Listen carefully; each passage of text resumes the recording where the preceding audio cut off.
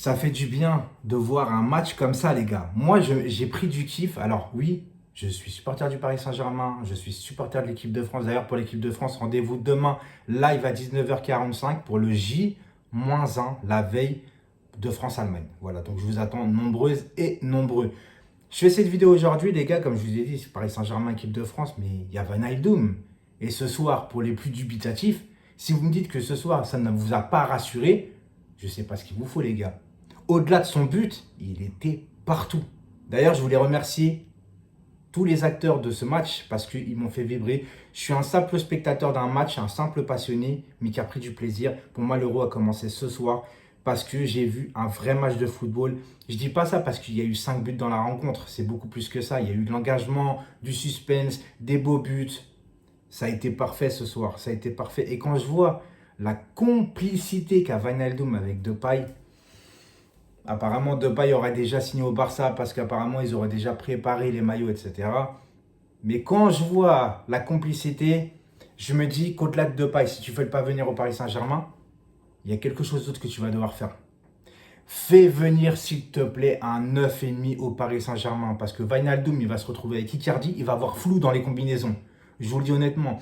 Quand tu as, je me le répète, quand tu as Neymar, Mbappé, maintenant Wijnaldum, Verratti, etc., tu dois avoir un 9,5 qui participe au jeu et pas qui reste devant. Un mec qui reste devant en doublure, ça va, mais Icardi à 60 millions, tu dois le revendre et prendre peut-être un mec qui va te servir de point d'appui au cas où que ça se passe mal dans un match, pardon. Oui, le décor, par contre, les gars, je suis dans ma cuisine, je ne veux pas réveiller mon fils. Et j'espère juste que la vidéo, vu que je fais plus de vidéos de base avec mon téléphone, j'espère juste qu'à chaque fois que je fais une vidéo avec le téléphone, ma vidéo, elle se retrouvera à l'envers. Cette fois-ci, j'ai mis la caméra à droite. J'espère juste que vous allez me voir à l'endroit parce que j'en ai marre de me voir à l'envers. Je vous le dis très clairement. De toute façon, c'est une vidéo rapide. C'est vraiment une vidéo rapide. C'est juste pour dire que, les gars, moi, je ne suis pas surpris du niveau de Wijnaldum ce soir, en fait. Je l'ai vu évoluer à Liverpool.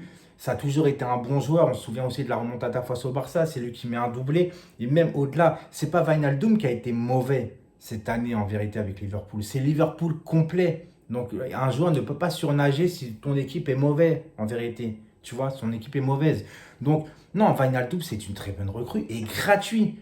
Gratuit. Alors ceux qui vont se plaindre de son salaire, les gars, regardez ce qu'il a fait ce soir.